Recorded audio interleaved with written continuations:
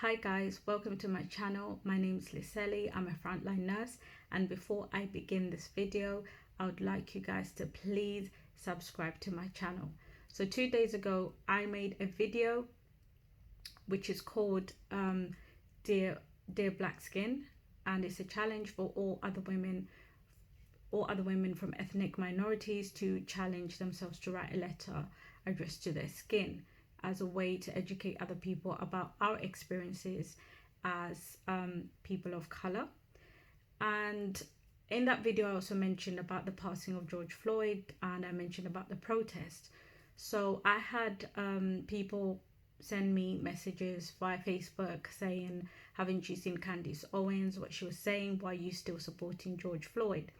So I didn't want to give Candace Owens the attention that she needed. For those of you who don't know Candace Owens, she is an American conservative politician. So basically, if she was in England, she would represent the Conservative Party as well.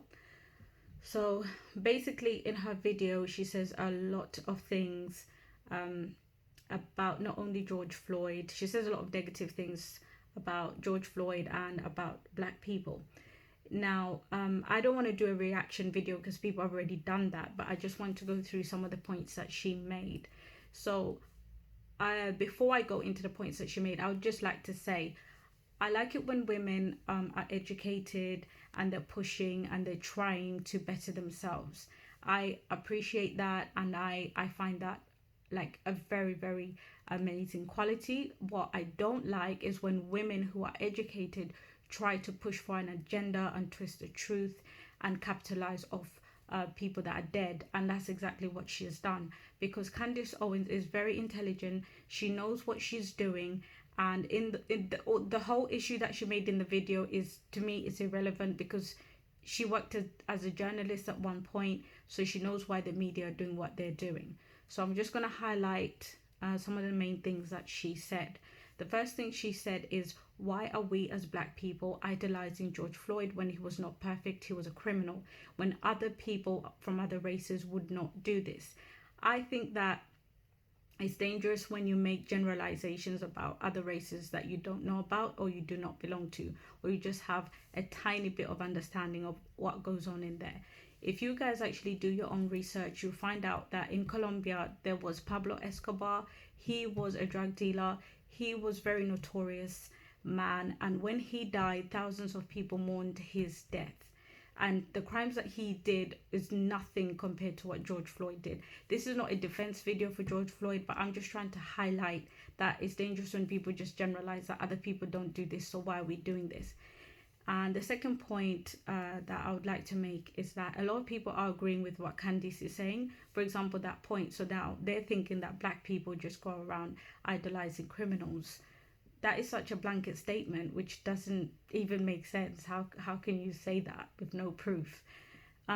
So I would just like to highlight the main issues regarding George Floyd's death. So we know it's already established that George Floyd did have a criminal past, and he did go to jail for some of the things that he did. And I really do sympathize with the woman that had the gun held to her stomach while she was pregnant. That's one of the stories I heard, that George Floyd and some people went up to this pregnant woman's house, and she was, distressed about the whole thing. I do sympathize with that. But he did serve his time.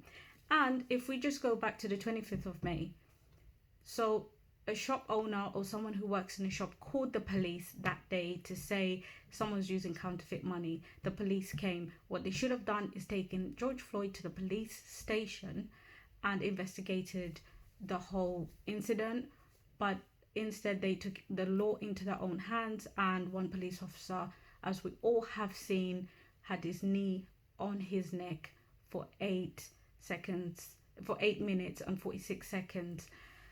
And the other officers, two of them participated in that, because I did see another video from another angle where the 2 other officers were also like kneeling on his back, and the 4th officer was just standing there not doing anything. So people were outraged by that. They wanted all the police officers involved in that case to be charged, and that's why they're protesting. And because this seems to happen quite a lot, of times, whether it's in America, whether it's in the UK, it just appears that the police have so much power that they can just do whatever they want, and people are just tired of police brutality, and just the whole racism needs to stop.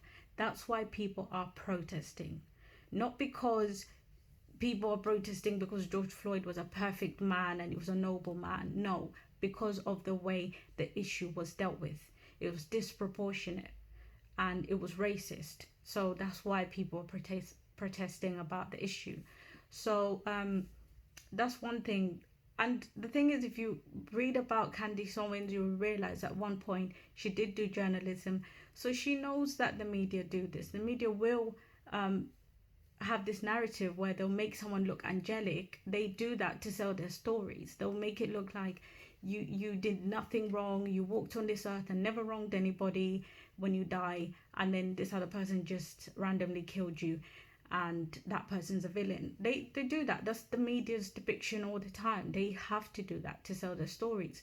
So you don't need to make a YouTube video to mislead people, to say I'm black and I'm not supporting him because he's a criminal, and I would only support him if he wasn't a criminal. That doesn't make sense to me, to say that I would only support him, for example, if he was Kobe Bryant. I mean, doesn't I don't understand that, like why she even went that far. But anyway, the thing with Candace Owens is that we have to be really careful about people like that. We have someone like that already. We have Donald Trump. She just wants to be a second Donald Trump by saying crazy things. And of course she's getting a lot of attention because she's a black woman and she's prejudiced. She's basically turning against other black people, saying, oh, they're always acting as victims. Yeah, that's the other thing she said in her video, that black people are always acting as victims, and she doesn't agree with that. And she doesn't agree with the Black Lives Matter movement.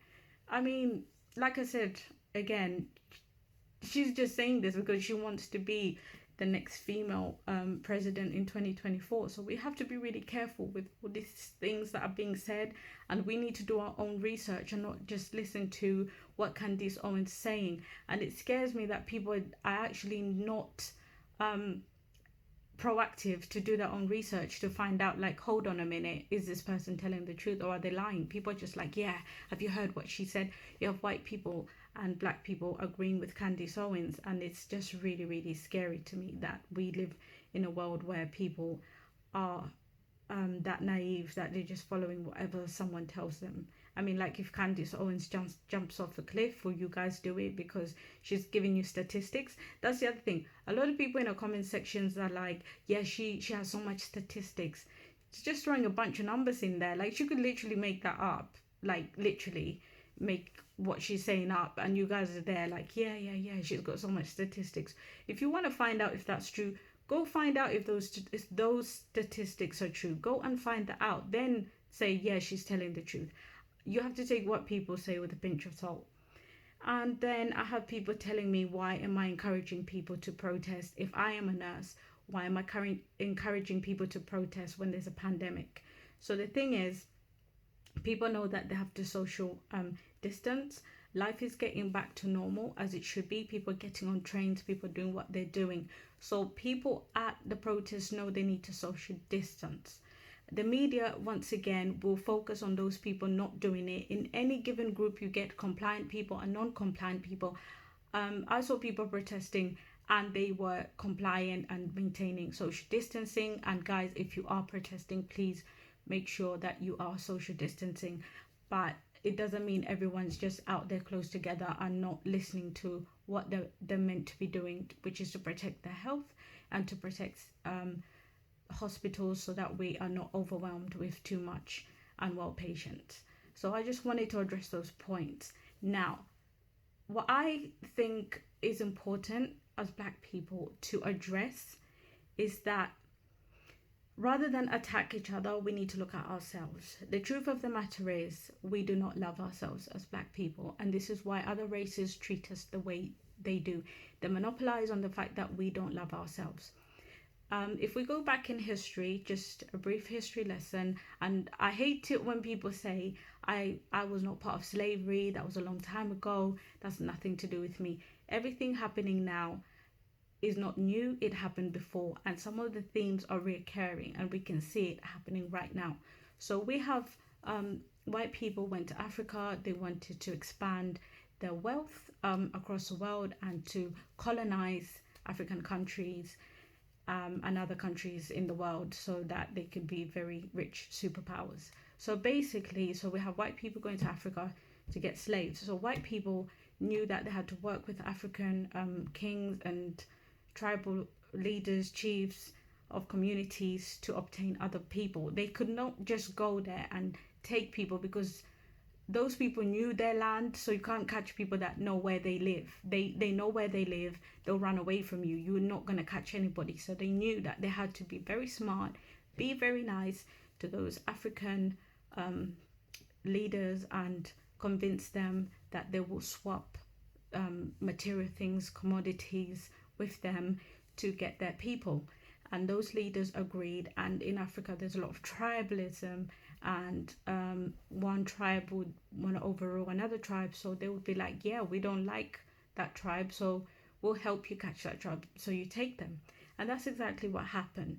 And those African leaders also wanted to expand their wealth and their communities. And that's why the slave trade happened. It's sad it happened, but it did happen, and it's a sad part of history. So fast forward to 2020, there's still those things happening now. We still have white people that have inherited those sort of behaviors that carry on with the racism. And we still have African leaders and black people that are still not caring about their communities. I mean, look at Africa. Most African countries have corrupt leaders. In most African countries, you see this as a recurring theme. The presidents are so corrupt, they take 90% of the wealth and literally leave 10% to their people. How can you have, I mean, guys, if you do the math, how can you have 90% of the wealth and then you want like 12 million people to have to cope with like 10% of the wealth that you're supplying? It just doesn't make sense. Countries like Zambia have got, right now, they've got a leader who is very, very, very corrupt. I do come from that country, and I am ashamed to say that the leader there is very corrupt and he does not care about his people. And then you have South Africa that was fighting for independence. Nelson Mandela helped them to become independent in 1994, and the leaders that came after him have been very corrupt, and now South Africa is just full of crime. And then you have South Africans where with the xenophobia a few years ago, where they were killing other black people for entering South Africa and taking their jobs. So it's just really, really sad that what happened in history is sort of still happening now. We're still not caring for one another. We're not caring about our communities. And then when you look at people that live in Europe, you look at our communities, we're not given the chance to thrive and to better ourselves, because people just see us as weak and that we don't care about each other. And I just really want to spread this message. As black people, we need to come together and work together and, you know, change the way our mindsets are, so that we can have better communities, so that we can be given opportunities, because we don't love ourselves, so we can't expect other people to love us. I'm not saying it's an excuse for other people to be racist to us, because it is not, and we need to fight for our rights, but we need to build our broken bridges. There's a lot of broken bridges that need to be rebuilt, and we need to start with that if we need change to happen. We need to start with that. We need to start looking at our communities. We need to start looking at our leaders in Africa and asking for change. That's how we can stop this happening. So I just wanted to touch on that. And the final point is about all these statues.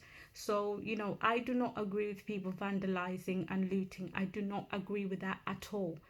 And regarding the statues, there's parts in history where we would not agree with that is very painful to us. And I just think that some of those statues, this is my opinion, do belong to museums where other people that want to learn from that can go and learn from it, and people that don't want to learn from it don't learn from it. I mean, it would be scary if you had a statue of Hitler outside your house. That would scare you, you know. So for some people, you need to understand their feelings with the association with these statues.